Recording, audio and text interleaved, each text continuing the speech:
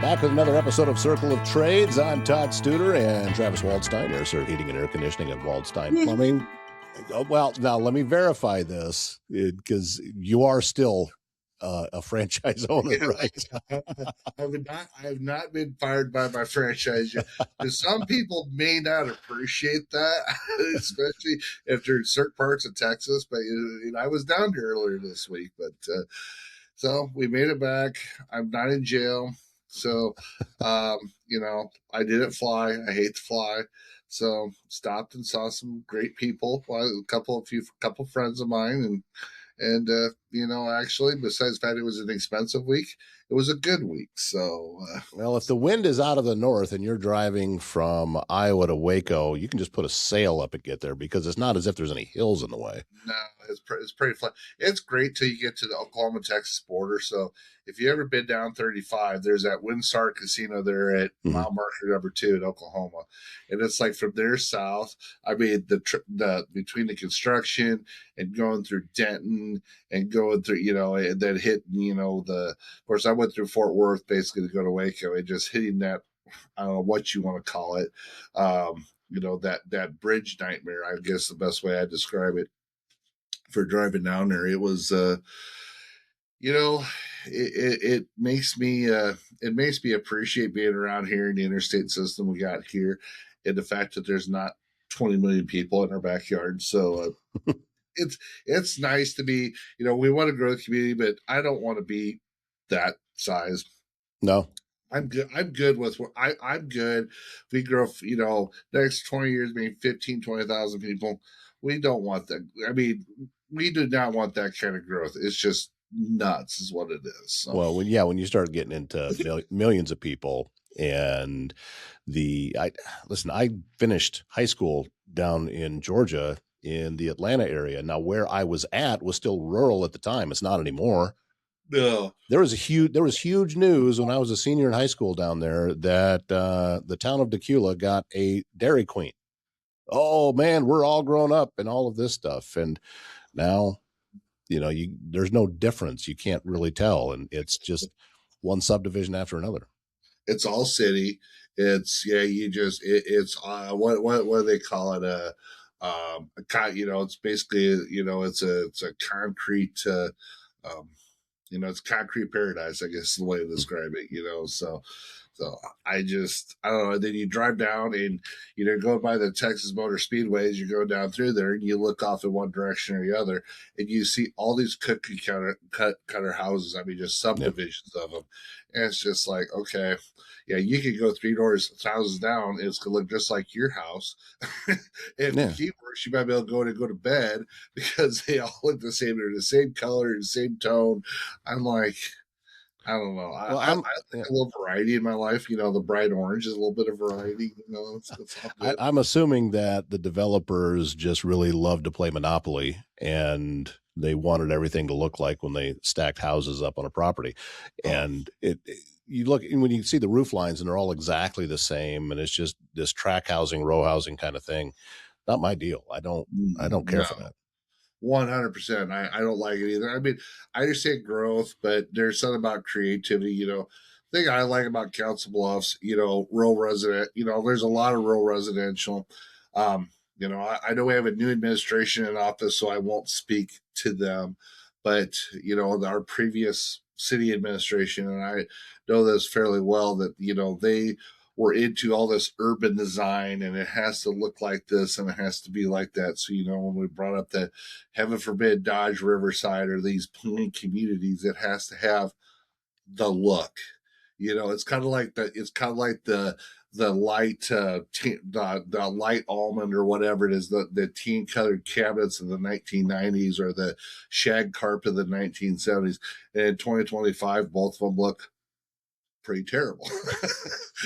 And so I understand planning to a point, but I also think you have to have individualism. That's what makes our country, our way of living great, is you're able to be an individual and have your differences. So, you go drive on, Avenue C here in Council Bluffs and 25th and Avenue C, you're going to drive down a block of houses that were built in the 50s and they don't all look the same. None of them do.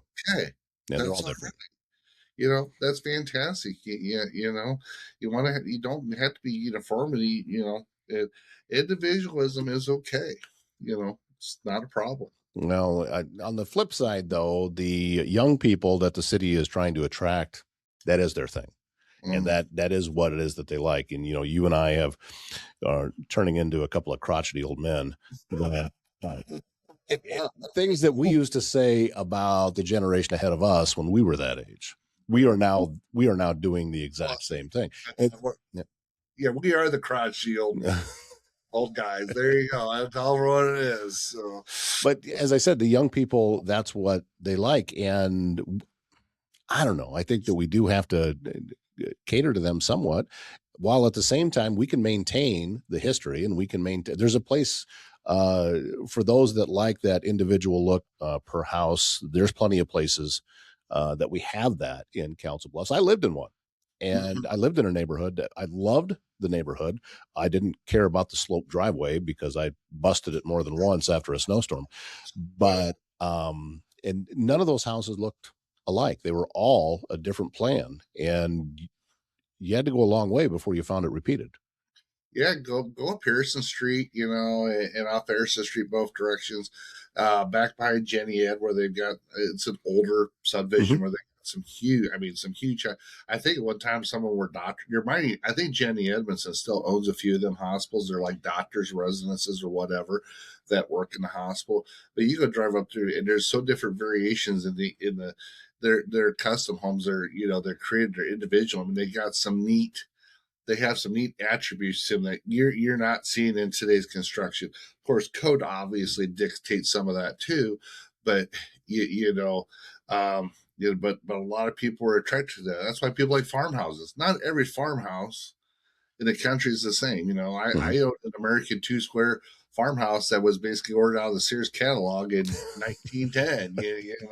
And it had 1910 issues, but it was individual, creative. It had two by fours, 2x6s, and also had the knob and tube wiring everybody talks about. They added plumbing. It had a coal chute in it. So no longer coal chute. So, but you go back and you look. There's actually houses in town that still have coal chutes in them. Mm-hmm. um, I don't know if I've seen any that are coal burning at this point. I noticed a few oil burners, but I don't know about coal. But I think it wasn't that long that we were shoveling coal in the basements to keep people warm. Yeah, Uh, and houses were set up that way, and I had and the house that I lived in, I never really fully understood what it was for, but I had one of those tandem garages, so you park two right in a row. If mm, you could put cars in there, I didn't drive the size of cars that would fit in this thing because these were this was a narrow. I had a Silverado truck at the time. I couldn't park in the garage. no. It wouldn't fit because the door was too narrow. But in the back was a little bit of a cave area, and up above was what looked to be a manhole cover, and there was rebar that came across it, and I assumed that that's what that was for. Uh-huh. Yeah, probably, or it was a that, or they had a living space underneath the garage. It wasn't, you used to think mechanic shop or an oil change pit. I've seen various instances of it. The problem is a lot of them of that age now, if they haven't kept up with them, who knows what the concrete or what the rebar is like in them. About that time, it was probably okay. But, if concrete's hit, concrete that's been exposed to wind and weather generally doesn't hold up fantastic, if you know what I'm saying. So, but Well, I'm going to kind of spring something here on you, Travis, because I don't know that we don't really pre-interview things and really understand what it is we're going to be talking about. So a lot of what you do, obviously you do work in the metropolitan area, Council Bluffs, Omaha, down to Bellevue, different places like that. And, yeah, and I'm kind of looking at the plumbing side of this because this is where you're wide open and you don't have a territory that you have to be concerned about. I don't have a franchise or to deal Right, with. right. So when you are going out into the more rural communities, Mm-hmm. and these houses typically are going to have some more age to it. Now, some communities, no. I mean, Trainer has a lot of newer houses, Yeah, but and Minden's starting to get some because a lot of these are being replaced. yeah, But how many different ways do you have that you need to do something based on whatever the technology was at the time? Because you're going to go into houses that are over 100 years old. You go into some that were built in the 50s, some built in the 70s. So, how much knowledge do you and your staff need to have in order to be able to service all of these different places? You know what? You have to have a lot, or at least understand of what happened back at that time. I mean, really, if you start looking at code enforcement per se, code enforcement didn't really start. I got into the trade in '94, and some of your bigger cities would have some code enforcement. So Omaha, Council Bluffs, you would have some sort of enforcement, and as far as cities get done. But you go into these smaller towns or cities, Billy Bob's Plumbing Shop or whatever it was, and I'm not knocking it, but they had their way to do it, and it worked. Whether it, by today's standard, was it up to code? No, well, it was fine when it was done 25 years ago. Well, the reason we have codes is because things were done there 25, 50, or 75 years ago. Maybe there's a problem, or they blew up something, or somebody got sick, or whatever else, which is stuff we deal with in plumbing, is huge in understanding why. One of the bigger things we run into, is it lead? Do they have a lead water service? And that a lot of your older homes, you go up to, I was over in Oakland the other day looking at something. I mean, there's a town with a lot of older homes. Even Glenwood's got areas of Glenwood where there's, and Council Bluffs. All these smaller towns have older homes. Well, I've had a lead water service for 50 years, and I've drank the water, and look how I turned out. And then I look at him, I says, yeah, look how I turned out. you know, you do, but you have to understand what is, and some of the stuff you might kind of go, okay, you had a lot of galvanized water lines, not a lot of water pressure. For whatever reason, the town plumber, HVAC guy, and in the small towns, a lot of guys do it all. I mean, kind of what we're doing now. Where they do it all, and they used, galvanized for gas line. That's kind of frowned upon using gas. It's just like, it's just kind of like using,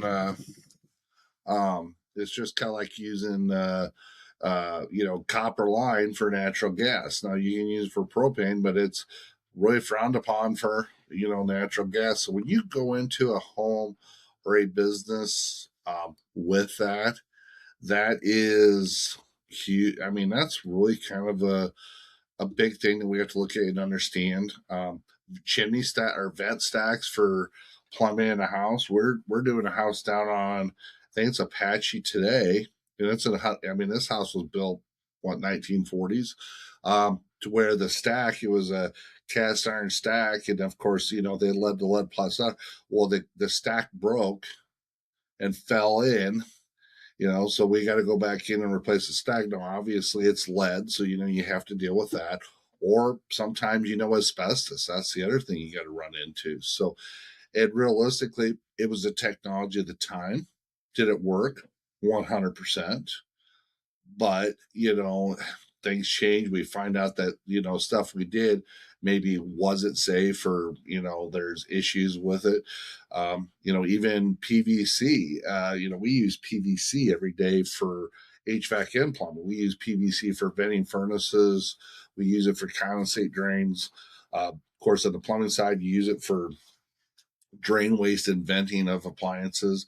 PEX now, even water lines, it's not PVC, but it's essentially another version of that product. So yeah, so you have to understand, what was there, why you're changing it, what the code requirement was something that was done 50 years ago correct? Or a lot of times you run an old house, especially if it's been ran down, usually there's structural issues too that we have to deal with to put this stuff back together. And that's, it's one of them deals. If you don't maintenance it, if you don't take care of stuff, it does become a huge problem. So do you have bring this up? I know you're big on training. You schedule time for staff training, and is the older homes part of it? Because from a layman, you would think, oh, it's just training on how to install a new air conditioning unit, or whatever it might be. But a lot of it is, you have younger people working for you that weren't even a glimmer in anybody's eye when these houses were being built and this technology was being used. Oh, 100%. You have to. And so I mean, to give you an idea, I got on this trade in the 1990s, early 90s. My uncle has been in it since the 70s. We talk about R22 refrigerant back when I got into the trade was the only refrigerant, blah, blah, blah, blah.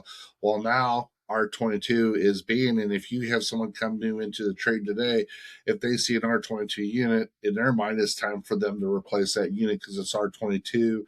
Government has said blah, blah, blah, blah, blah. They're no longer making it. Another great one in Iowa, Iowa company Lennox, made the Lennox Pulse. And if you go over Southwest Iowa back in the 90s, everybody and their dog was selling the Lennox Pulse because it is the greatest thing to slice bread and blah, blah, blah, blah, blah, blah, blah. Well, now you go drive around and, Lennox stopped making the Pulse back in the mid 90s, and then they stopped supporting it in the early to mid 2000 or, 2000s. And now we're hitting center 2026, and you run into an old relic is what it is at this point. And they might get a new tech that runs them and they go, what is this? It looks different than any other furnace you ever Right. seen. So you bring it into the shop and you pull it apart and say, okay, guys, this is here. This was cool technology at this time, but here's what its failure point was and why they no longer made this furnace. And there's been several variations of that. And, usually that's what happens. Either A, a newer technology comes along that's better, or B, they find out there was a flaw with trying that technology. They come back and they do something else. So you have to have them discussions with techs because they'll come and walk in and they'll go, well, what's this? Oh yeah, that's old school. It's blood. That's where I become most beneficial. I hate to admit this at this point. Oh yeah, this is what we did with these in the mid 1990s. Here's how it's wired. Here's what it does. And they're like, look at me like, what? You guys used to do? We listen. You had to, sometimes, as I had to say, farmer fix it, or backyard ingenuity stuff sometimes to make things work. But and so when the younger adults see this, they're getting to the trade. They're probably not going to see a lot of it, but it sure makes a whole lot more sense for them to see it, understand what it is, so that way, hey, next time we're out there, they know what's going on with it. Well, it's going to be something that I'm sure is repeated just in the area where you work, because there's so many of these older houses in these small communities. You look around, all of the small towns in Potawatomi County, it is a lot of them, don't have a newer house anywhere in town. No. Well, and here's the thing, and listen, I'm going to be very transparent when I say this, and it seems like in the world today, and I'm probably as guilty of this as anybody, to an extent. The days of someone just, hitting it with a screwdriver or hammer or whatever, yeah, you can get lucky doing that, but the reality there is that you have to have a technical mindset. The thing what you have to understand is you don't always know what a person's situation. You don't know what their money situation is. You don't know what their personal situation is. So you walk into a home and business. There's companies that are out there that tell you it's 12 years old, furnace is 12 years old, water heater's 10 years old, blah blah blah blah. We just have to replace it. It's old. I got people that got 40-year-old air conditioners out there that are working just fine. Okay, you know what? I'm not one to tell me, and I can say pros and cons. I always believe in pros and cons. So you talk to that client or that customer about that, and you give them choices. And you talk to them about good and bad. Okay, we can repair this. Here's what it is. But because of X, Y, and Z, I'm seeing this and this. And at least talk to the customer about it and educate them and give them some options on it. Because sometimes repairing it is sometimes the cheapest option for a customer, but it's not the best option. But they don't know what they don't know. And so, but they have to make the decision at the end of the day that they're most comfortable with. And I think that is one of the deals within business and talk with customers in the customer service world is find out what the pain point is. If you're there, be the professional, find the problem or the repair, and then give the customer choices. Don't say, "Oh, it's old; it's got to be replaced," because that's always the old adage. Or they'll rig you up a stupid bill that's, "Oh, we got $5,000 of repairs, and the truck ain't safe to drive," and blah blah blah. And we've always heard them car dealership stories, and then they're like they say, "We can't let you leave here without signing a liability release." Blah blah blah.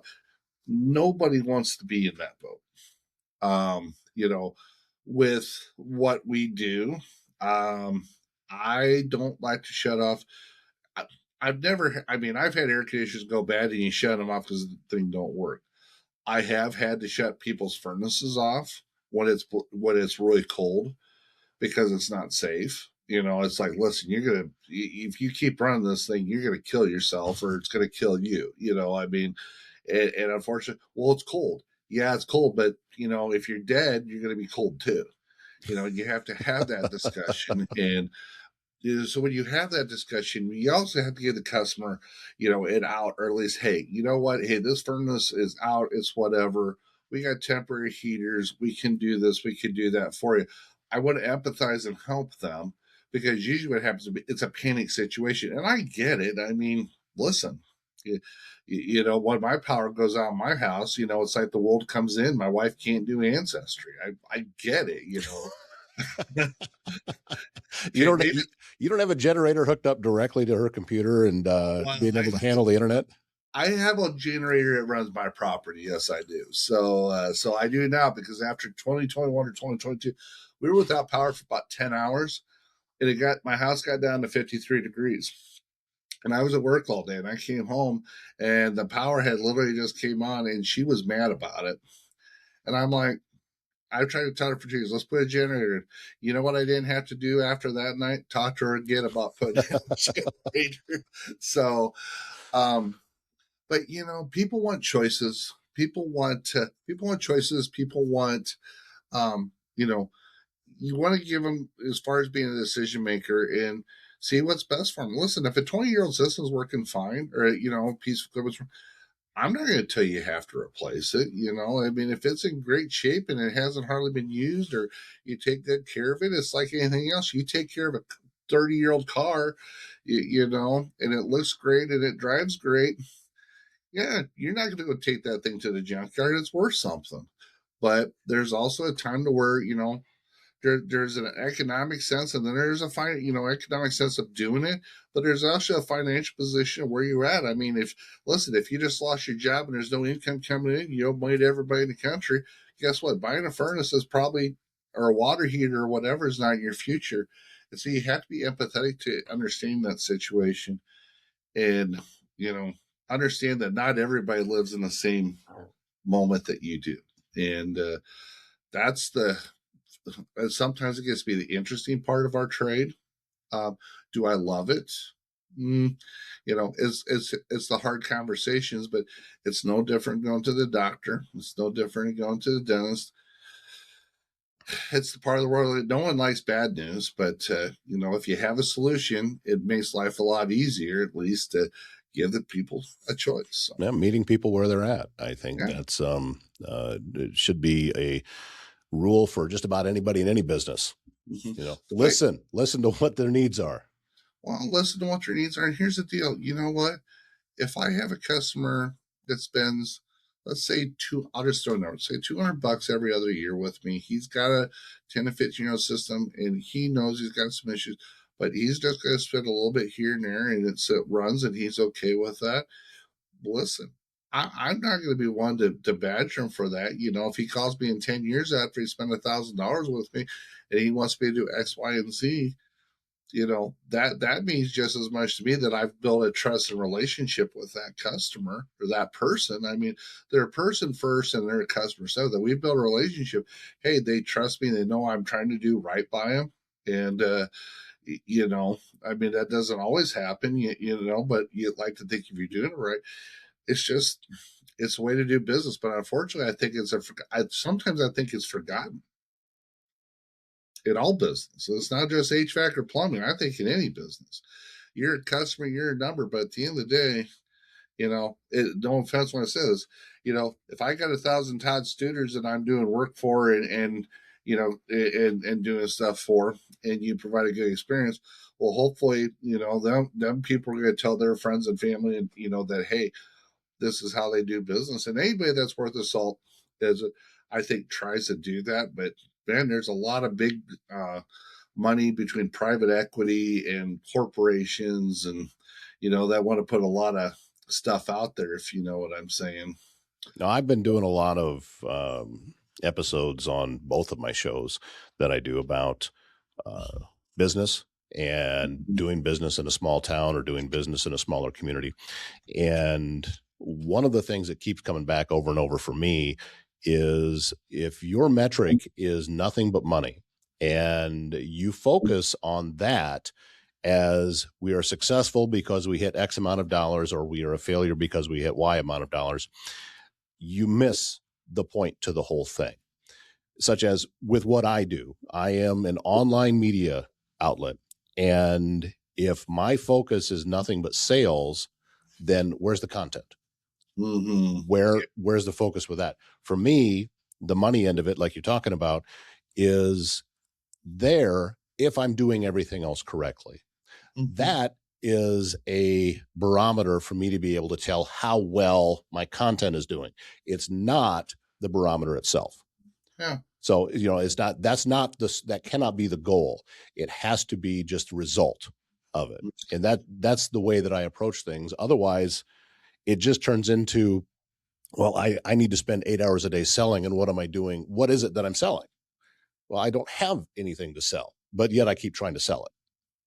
Yeah. Well, you're 100% right in that.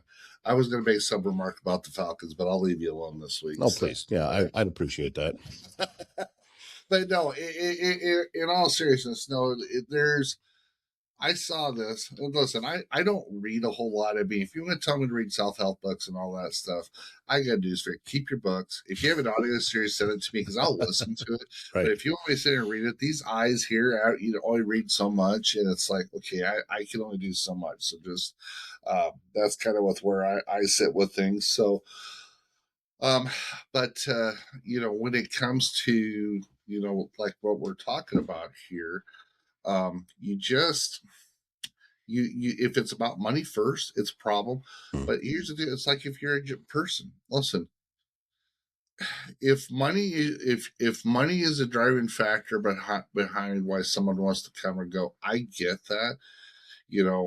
If somebody's doing X and doing Y and doing Z correctly, if money's their number one gain or push, then I have to look at where their price. And listen, I want to make money like everybody else. I'm not going to sit here and say, "Oh, poor me, I'm broke," or this.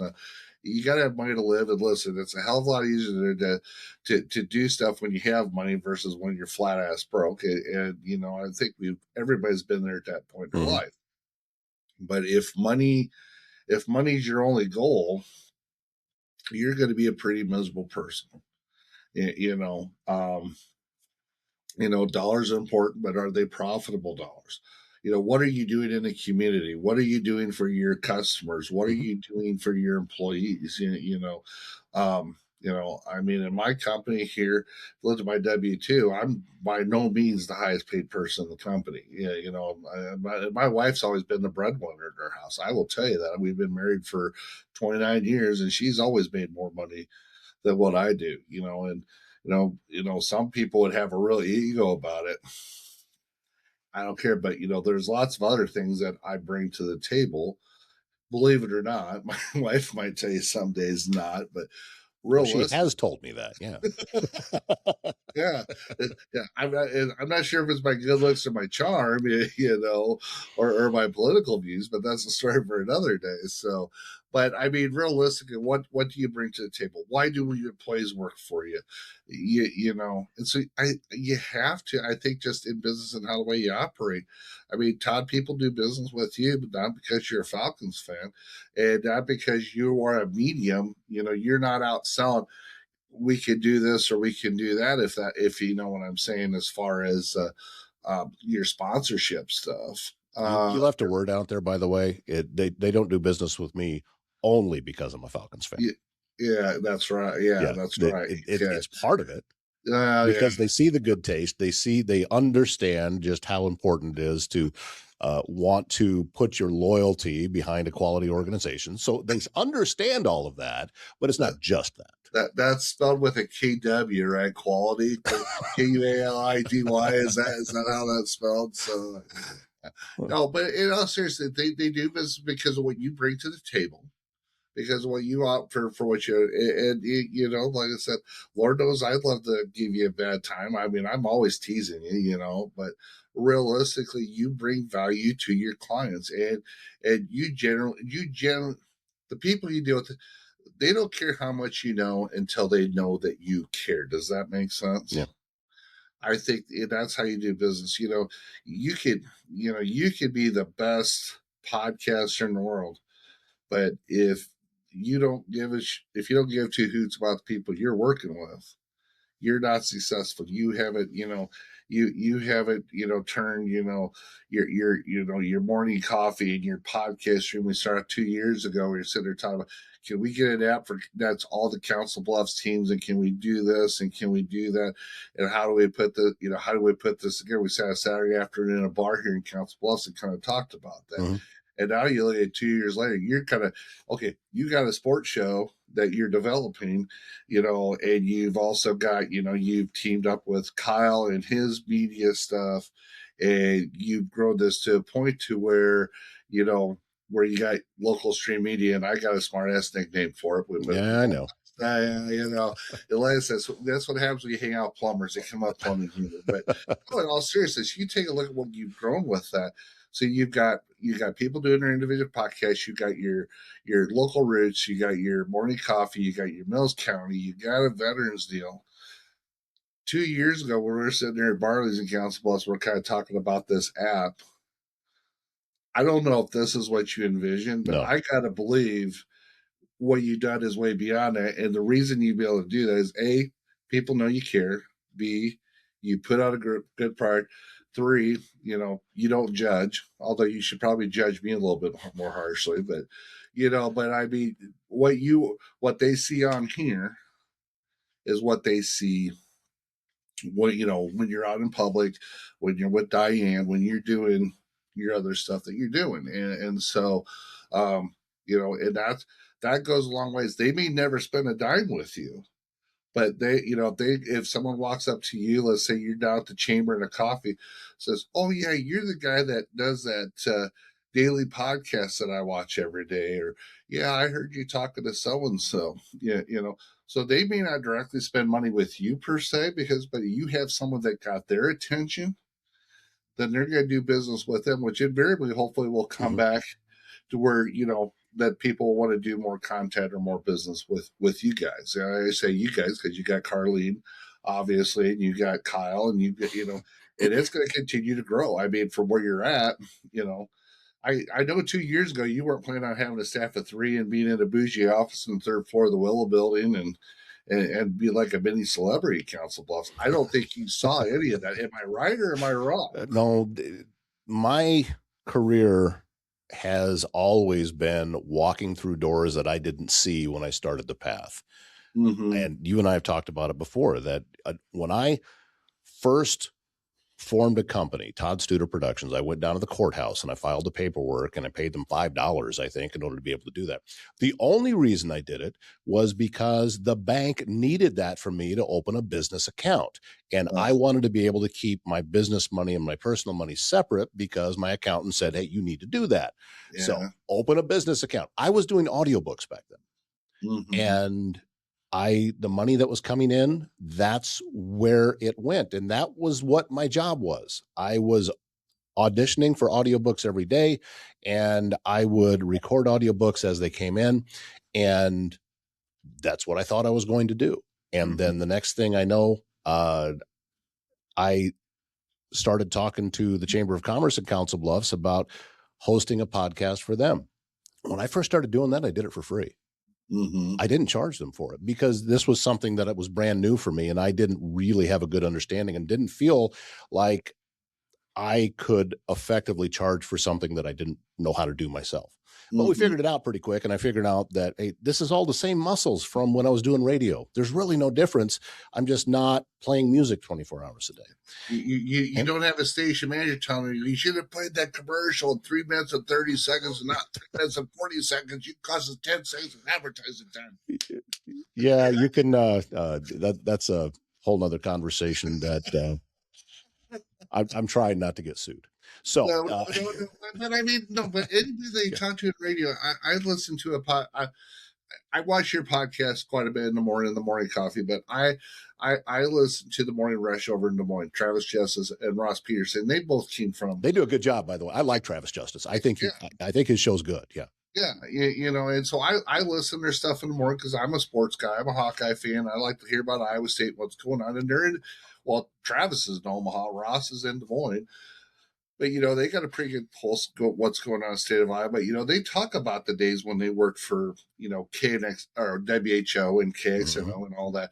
It just kind of the politics behind the radio station. And I'm not knocking a radio station, but you know because what they charge their advertisers and what they're going to do, and they got to be able to show how they're paying the bills.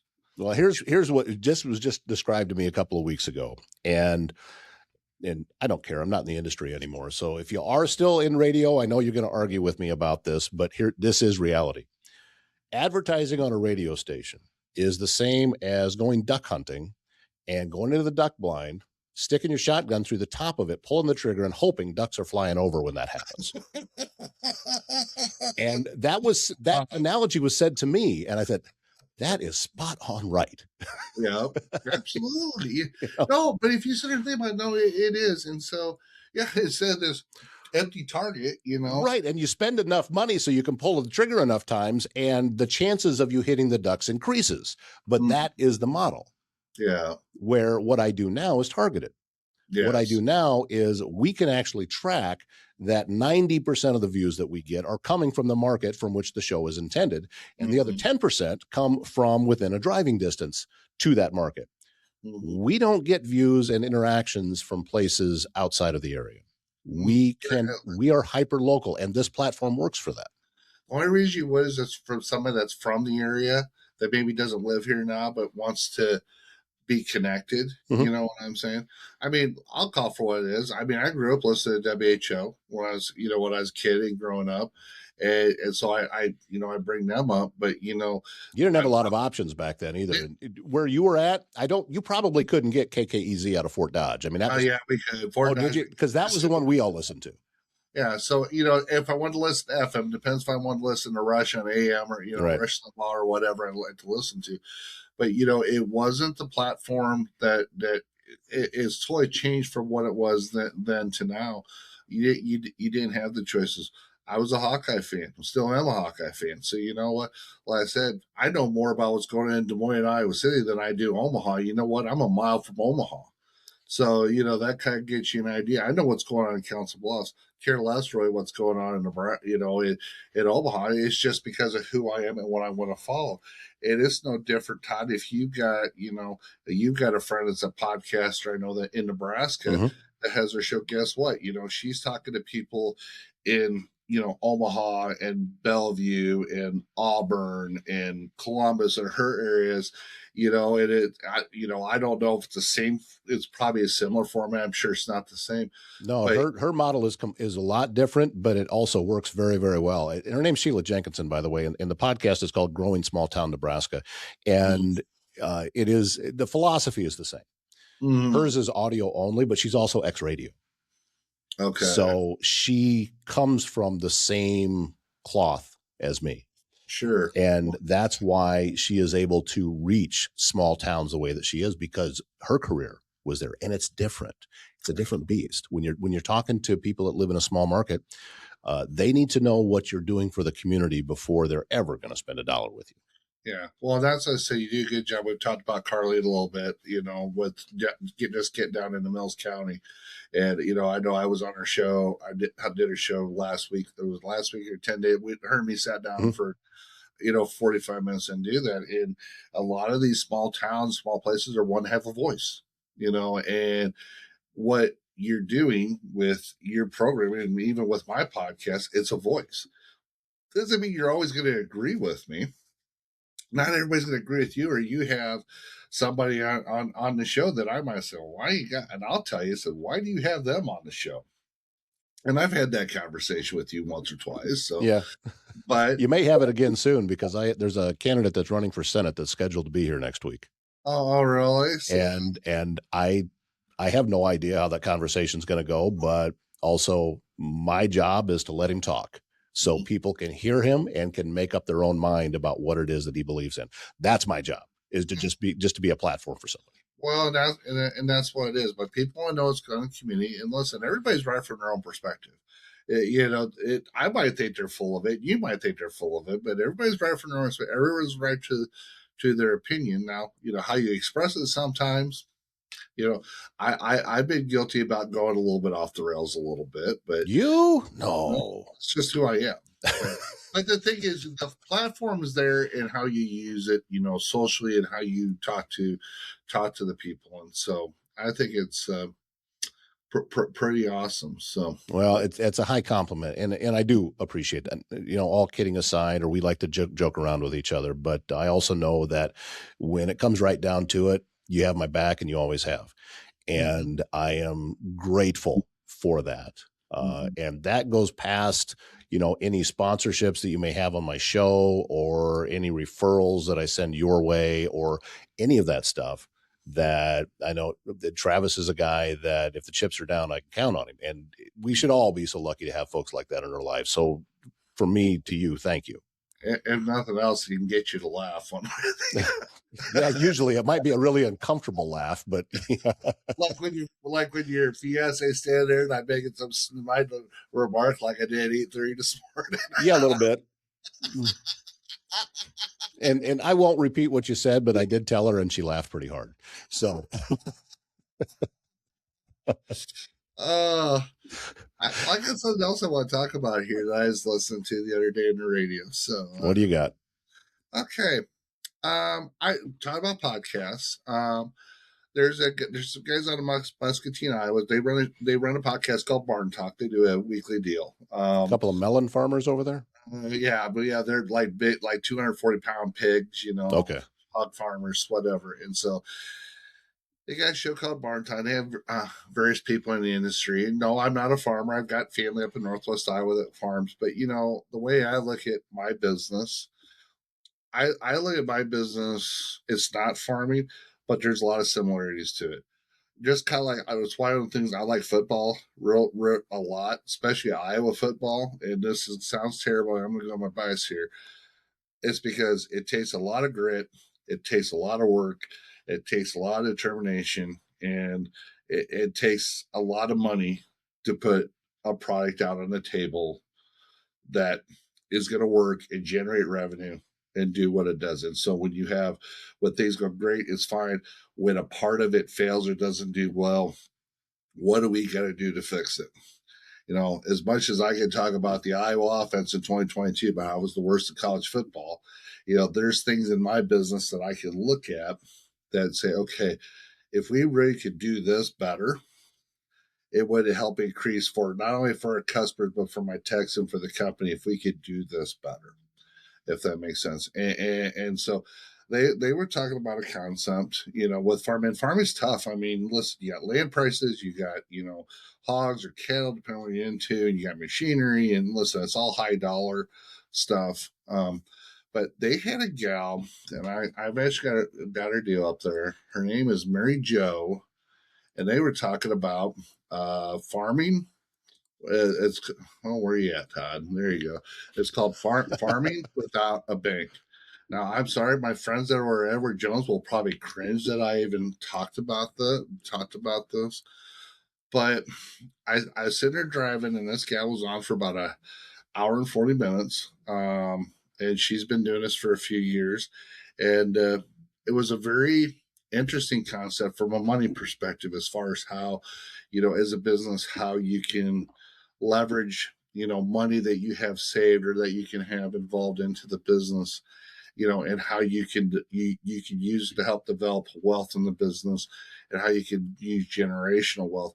It isn't necessarily, and it's not necessarily tied to your 401k. It's not tied to this, the stock market, not directly. I'm not going to say indirectly it doesn't, but it's like, okay, it's to help you maybe develop cash flow or money strategies to where, when you need to go buy that truck, or you need to go buy that excavator, or you have to invest in your business, you know your first call isn't the bank.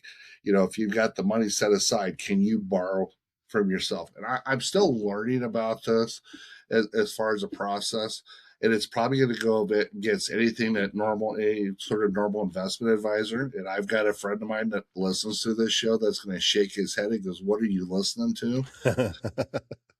But I'm also looking at, a legacy. And listen, I'm 52 years old. I'm not old, but I got my one son that's in at 28. I got another son that's 22, or you got to be 22. Yeah, he's 20.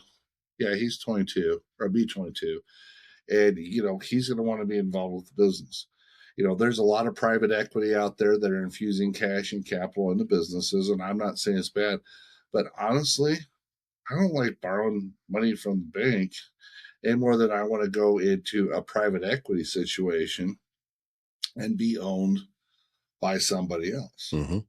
I would rather, if we're financially able to be able to cash flow my own destiny, and then be able to protect it for, the next generation, and maybe the next generation of business. So, it's interesting. There's definitely some stuff that you have to have in place with it. And I said, I'm still learning about it, but it definitely kind of is. It definitely, it's not a new concept. And actually, if you listen to the gal that talked about, the first time she thought it, sounded like it sounded like for her, just a way to get thrown in jail. I mean, from when she talked about what she heard about, it's like, this is something where she went and researched, and she found this is actually very legitimate. It's not talked about a lot, but it's a lot of ways that generational families make money, and how they develop generational wealth. So, and she calls it an infinite banking concept. So, um, I don't know. You'd have to do some reading on it, but I would definitely be interested if anybody has dealt with this or worked with this. You have to be, from what I'm understanding, be financially pretty prudent as far as how you use your money, but with this as well. But if you're looking to grow, and stick around for a long time, and you have control so that everybody else have control. I found it very interesting. Well, I think you're building something and have been for a long time that you want to be able to exist after your time with it. Mm-hmm. And that's why you look at every option and everything that's out there. You want to make sure that you are doing the best for that, not just for you right now, but also for the generation that's behind you. You got a couple of sons that want to be working in this business, that are going to be carrying this on. And, when they get to the end of their work day, coming by and visiting you and feeding you, putting cups and all of that stuff. So, Bush light and cookie dough. Get it right. But although I'm not going to say no to Reese's peanut butter cups. You're not wrong about you know what I mean, though. And I have a goal that, because I'm actually ahead of you a little ways. I'm 57, and my goal is within the next 10 years that the biggest decision I have to make for the day is one that you probably have to make, is who's going to check on the chickens this morning. That's it. I want that to be the level of my stress. So in order to get there, I got to build something. Yeah. And that's what I'm working on. So, well, but here's the other thing to this, and this is the thing. You know what? Okay, generational. I've said that I'm probably never going to stop doing this. And if it's something to where it's financially, and listen, do I got some mindset about a 401k or IRA and that kind of stuff or rainy day fund? Yeah, I've got that set up. I'm not gonna sit there and tell you that I don't, but realistically, you know, uh, a lot of people will retire, they'll sell some assets or stuff so they can live. Well, what if I could be a part of it, as much or as little as I can, and I can still pull residual income and be part of the business, but maybe not be part of the day to day operation and still be able to be viable in the business and not Mm-hmm. have to worry about, well, gee, if my social security check doesn't come in this month because the government says to do a shutdown for the third time in 2 years, or, interest rates gone up 10% and my cost of living's only gone up 2%. If you can be independent from that conversation, Mm-hmm. it changes your outlook a little bit. You don't have to worry about outspending your retirement. If you think about $1 million, $1 million, so you're 57. If you retired today and you had $1 million in the bank, could you make it to 67 and have enough money to still live on and live comfortably? I mean, I guess got to make it 10 years. Yeah, can you make it 10 years and have enough money Yeah. to live on and live comfortably? Yeah. Listen, I'm not personally looking for, the large house and everything. No.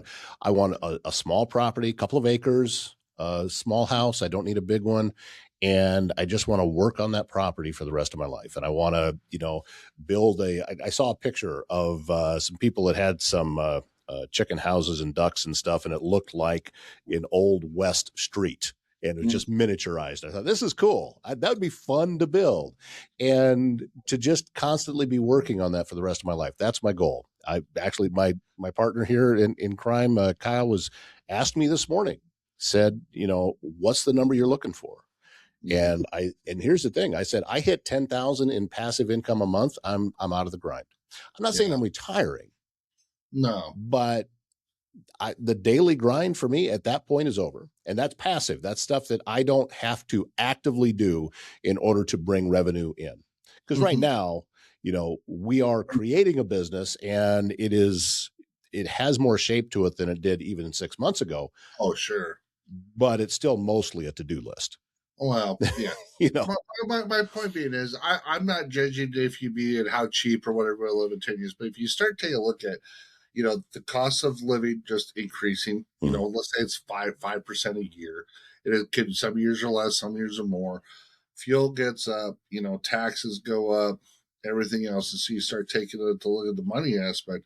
So, so let's say you have that $1 million or whatever that money is to put away. If you really sat down and you probably looked at it, unless you're really frugal, but you probably make it 10 years, but could you make it 20 years on that and be comfortable? And so that's where it's like, everybody talks about retirement. I got a set of income, and I'm kind of like looking at it. Listen, if I can give residual income that's something besides Social Security and a 401k that can survive till I'm dead, whether it's I'm 70 or I'm 90, and I won't live till I'm 90. If I do, you should go buy a lottery ticket today. So I'm just telling you right now. But my point is, though, if you can figure out that residual income or that extra income to where you could do what you're talking about doing, and you've built something and you're part of the business, or someone writes you a big enough, for a lack of word, check, and they said, Todd, we're going to take your I'm going to write you a check for $10 million or whatever the number. I'm just throwing numbers out there that that you don't have to worry about. You don't have to worry about it ever again. So I don't know. Like I said, I'm a legacy part of it, but the same thing is I don't want to be attached to my 401k and my Social Security. That's what I have to live on until my dying day. Should I decide I want to step away from this? Well, I think part of what you got to do is you got to look at a better mousetrap and how do you continue that process. So, well, I think that dives back into the podcast that you were listening to, and it just got your brain thinking about it, which is probably the point to the whole thing. It just gets you thinking about it. Let's put it this way: it takes a lot for me to order an audio book, or let alone buy a book to read. Well, it's good enough that this kid is actually buying a book and doing the audiobook. And because I'm like, okay, I'm 52 years old and it's never too late to learn something. And, um, like I said, I think it doesn't mean I'm going to jump in and do it, but I sure want to learn a lot more about it. It's like everything else. Everything's got its risk. Invest in the stock market is, invest in the 401k is, invest in the businesses. But if there's a smarter mousetrap out there, mm-hmm.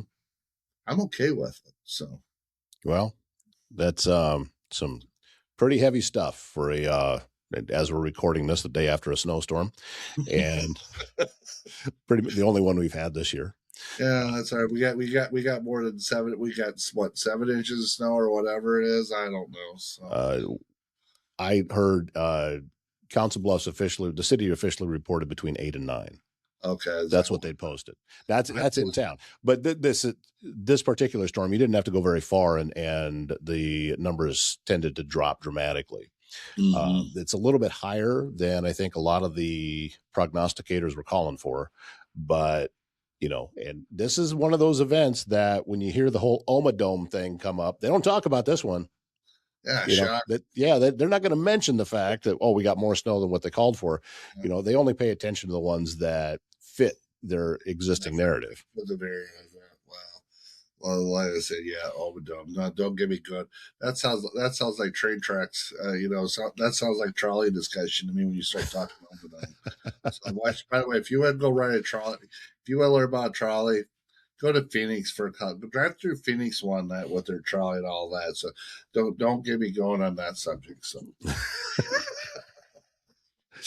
Well, sir, as always, grateful for your time, grateful for the information, and looking forward to continuing on with this. We got a lot of stuff coming up, and we actually got to get you back in the studio really soon.